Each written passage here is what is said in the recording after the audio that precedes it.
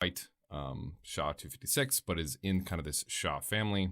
But it's really just another way to hash things, and the specific hash algorithm doesn't matter so much. So this example uses SHA-256, but you can imagine it's the same as the Ethereum hash. They're just going to result in a different hash. So what's going to happen in this application here is whatever data or whatever information we put into this data section here, as you can see below, this hash changes. So what's happening is this data is running through this SHA-256 hash algorithm, and it's outputting this unique hash. So this hash is a unique fixed length string that's going to identify like a blank data piece here, right? So if I put in, my name, like, Patrick Collins, this is the hash that's going to represent Patrick Collins, right? And you can see, even when I put, tons and tons of data in here, the length of the string doesn't change, right? So it's always going to be the same amount. We can put almost any amount of data in here. There is an upper limit on the max size of the data, but for all intents and purposes, we can pretty much put any length in here.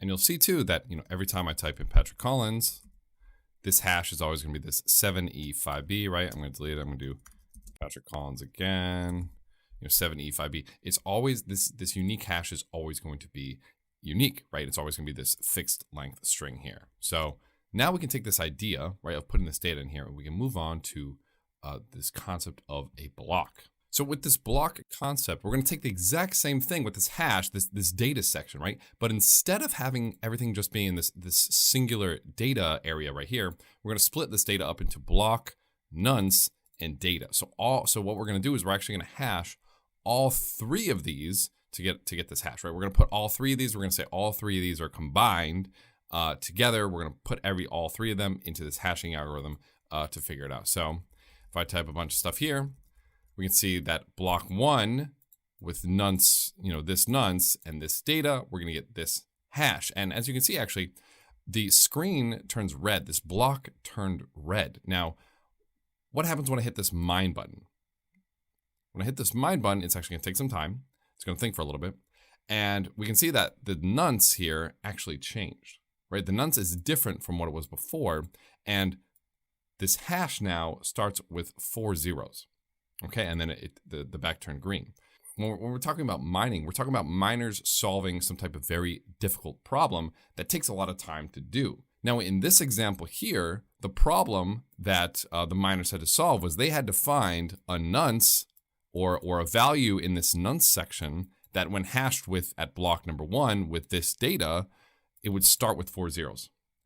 So the problem here the miners had to solve was to start with 4 zeros. And the only way for them to really do that is kind of this brute force, trying stuff. So they tried 1, okay, 1 didn't work. Okay, 2, nope, 2 didn't work.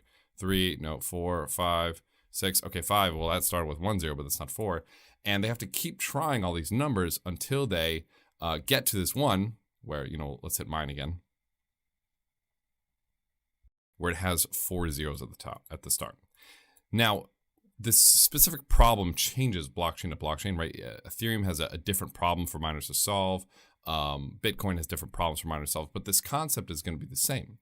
So they have to take one block is going to be this concept is going to be all this data. It's going to be the block number, and it's going to be this nonce, right? And so this nonce is the solution. Is going to be the number that they use to get like the solution to the problem, right? So if I go to 1. Here, and I do this again, we're gonna hit mine, and the nonce has changed, right? It went from 1 to 33,128 because this is the nonce that allowed this hash to start with 4 zeros. And so that's what's happening when blockchain miners are mining. They're going through this process, this very computationally intensive process of trying to find a nonce that fulfills whatever the problem is. So that's really it, actually. So that's a block, and that's really what's happening when miners are mining. They're just looking, there's trial and error, brute force, trying to find this nonce. So now that we know what a block is, let's go to the next step and figure out, okay, well, what's a blockchain? So here we have an example of what a blockchain is going to look like, right? We have a combination, we have back here in the block section, we have what one block looks like. Now here we have multiple different blocks, right? Each one of these represents a different block, but we have an additional column here, or we have additional variable here. So like before, we have block, nonce, and data, right? We have block, nonce, data, but we also have this thing called previous, right? And so this is actually going to be pointing to the previous hash of the last block. So for example, if we go to the last block in this blockchain, it says previous is 00AE8. And if we look at the hash of block number 4, it's 0000AE8. And then we look at its previous, it's 40B9. We have 40B9 and so on, all the way back to our first block, which has previous of just all zeros, right? And so the block with the previous of all zeros is going to be known as the genesis block. So you've probably heard that before, the genesis block. It's the first block in the blockchain where the previous hash points to a hash that doesn't actually exist. Now, as you can imagine, kind of the same as how this block worked, how the block, nonce, and data all go through the hashing algorithm. In the blockchain, the block, nonce, data, and previous hash all go through this hashing algorithm to figure out, what the hash is, okay? So if we go to over here, for example, if I type in, Patrick, obviously this is now no longer valid, right? Because this nonce combined with the block, the data, and the previous hash aren't going to solve, our problem of having 4 zeros at the start, right? So I'm going to go ahead and fix that, and that's kind of an easy way to see it being broken. But let's take a look. If I break this block right here, what happens if I break the data in here? If I do like trick in here, you can see that both of these are now red. Both of these are now invalid, right? Because the block hashed with the nonce, hashed with the new data, which is my name Patrick, hashed with the previous block, is now a brand new hash, right? And this block is still pointing to this previous hash right here, right? Is pointing to this previous block, and now it is wrong and it is messed up, and now its nonce with this previous hash is also wrong, right? And this is where, when we talk about blockchains being immutable, this is exactly how it's immutable, right? Because if I go back and I change anything, if I just typed A right here, the entire blockchain is now invalidated because none of these are going to have nonces that solve this equation anymore. So this is why blockchains are immutable, is because anytime you change one thing, you ruin the rest of the blockchain, okay? So however though, if an A was here originally, we can go ahead and mine these. We can mine all these, but as you can see, this is going to start getting very computationally expensive because I have to go redo basically the entire blockchain. And the farther and farther down the line you get, the harder and harder it becomes to, rehash and redo all these different blockchains here. Now, this makes a lot of sense, right? So we have this blockchain. It's really hard to change something in the past, but if we do, we can just go ahead and remine it. Now, if I'm the one who controls the blockchain, right? If I'm the one who controls this, and I want to change something in the past, well, okay, great. All I got to do is change this data here and then, mine each one of these. Obviously it's going to be very computationally expensive, but it's something that I can do, right? If I'm the one who owns the blockchain. Now, here's where the decentralized nature or the distributed nature really makes it incredibly powerful. So we're going to go to the distributed tab here, which I also refer to as the decentralized tab here. And it's going to show us what a blockchain looks like in a decentralized manner. So we have this exact same initial setup here. We have distributed blockchain. We have our first blockchain, which is kind of exactly as the one from here. But we also have more than one. So we have peer A, peer B, and peer C. And when people are talking about peer-to-peer transactions, they're really talking, this is kind of that concept that they're talking about, right? So we have a number of different peers who are running this blockchain technology. They're all weighted equally, right? Each one of these peers or each one of these nodes, each one of these entities running a blockchain has the exact same power as anybody else, right? So the way that we can tell very easily which blockchain is correct or which ones are correct are by looking at this end hash here, right? Or by looking at where we are in the blockchain. Because again, remember, this hash that this in this last block here is going to encompass all of the blocks from before, right? Because this last hash is going to have the previous hash here, which includes the previous hash here, which this hash includes the previous hash here, and so this last hash encompasses everything in here, right? And we can look at the hash of peer C, which is 4 zeros and then E4B.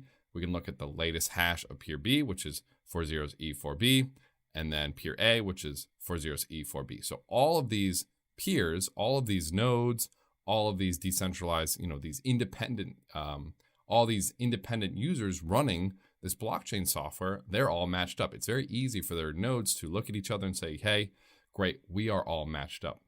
Now, let's say that A decides that, something happened on the blockchain that they didn't like and they wanted to go back and change something, right? So let's say they change here, obviously the rest of their blockchain is invalidated and they have to spend a lot of computational power to catch up to speed. So let's go ahead and humor it. Let's say that they did. They ended up catching up. They ended up mining everything. And now they have a valid blockchain, right? It solves the equation. Awesome.